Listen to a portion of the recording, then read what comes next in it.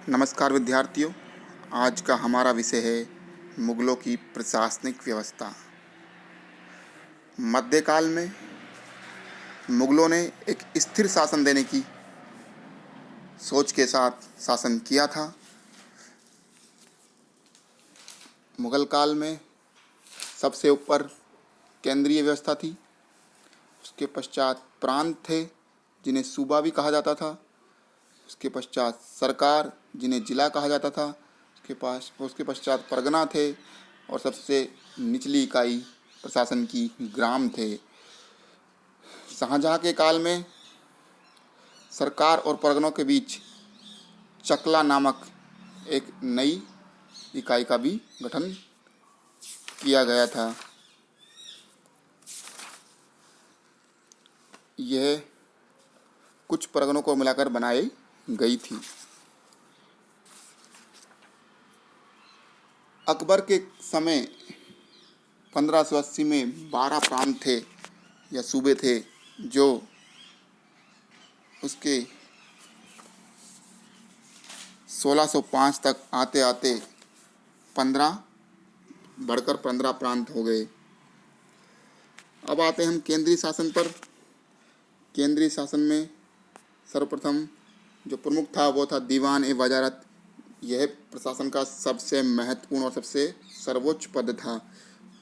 यह पहले राजस्व तथा प्रशासकीय कार्य दोनों इसी के पास होते थे, किंतु बैराम खां के विद्रोह के बाद अकबर ने अपने शासनकाल के 8वें वर्ष यानी कि 1564 ईस्वी में एक नए पद दीवान ए कुल का गठन किया, जो राजस्व वित्तीय मामलों को देखता था। पहला दीवान ए कुल मुजफ्फर खां को बनाया गया था। बाद में टोडरमल को भी यह पद दिया गया था। अर्थात वजीर की महत्ता बाद के दिनों में कम होती चली गई, किंतु यह पद फिर भी बना रहा। बाबर के समय निजामुद्दीन अहमद व हुमायूं के समय हिंदू बेग प्रसिद्ध वजीर थे। बाद के समय में औरंगजेब के समय में असद खां या एतमद खां लगातार 31 वर्षों तक वजीर बना रहा। दीवाने वजारत के पश्चात मुख्य पद था मीर बख्शी, जो कि सैन्य विभाग का प्रमुख होता था, जिसे सेनापति भी कहा जाता था। समय के अनुसार सेनापतित्व भी संभालना पड़ता था, किंतु यह इसका मुख्य कार्य नहीं था। इसकी मनसबदारी व्यवस्था में विशेष भूमिका थी।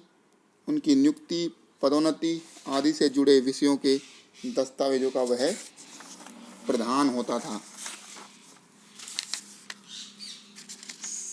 शासक के समक्ष मनसबदार को यही मीर बख्शी प्रस्तुत करता था।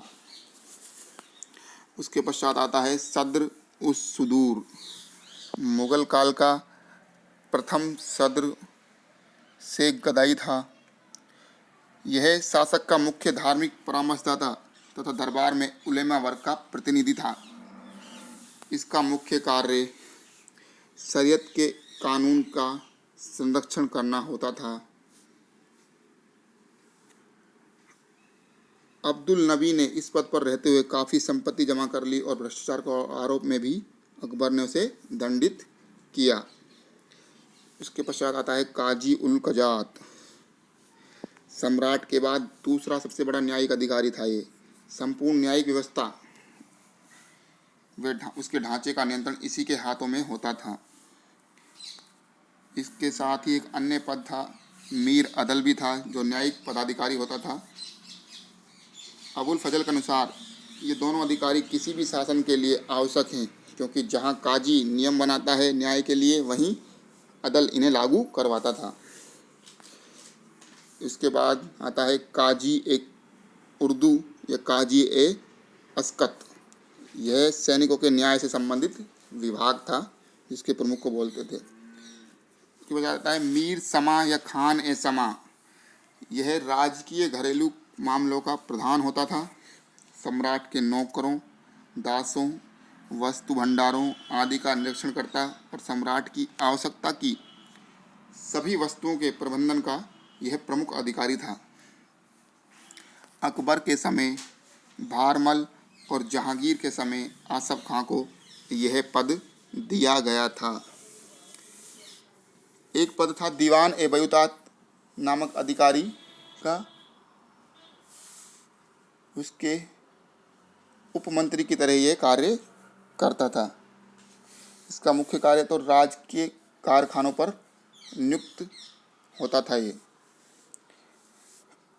इसके बाद अमीर ए हाजिब, यह दरबारी शिष्टाचार और दरबार के प्रबंधन से जुड़ा हुआ प्रमुख अधिकारी था। इसके अलावा भी कुछ महत्वपूर्ण अधिकारी थे, जैसे मुहत्सिब, यह नैतिक व सामाजिक निरीक्षण करता होता था। मूल्य नियंत्रण व मापतोल का भी निरीक्षण यही करता था। मीर ए आतिश या दरोगा ए तोपखाना, यह शस्त्रागार का प्रधान होता था। मीर ए तुजुक, यह उत्सव का प्रभारी होता था। आमिल जो है राजस्व अधिकारी होते थे, और बितकची लेखक या लेखपाल था। तो इस प्रकार से यह व्यवस्था मुगल काल में केंद्रीय प्रशासन से प्रांतीय प्रशासन, फिर जिलों की सरकार, फिर परगना और सबसे नीचे ग्राम थे। तो ये था हमारा केंद्रीय प्रशासन। आगे का पार्ट अगले कक्षा में हम पढ़ेंगे। धन्यवाद विद्यार्थियों।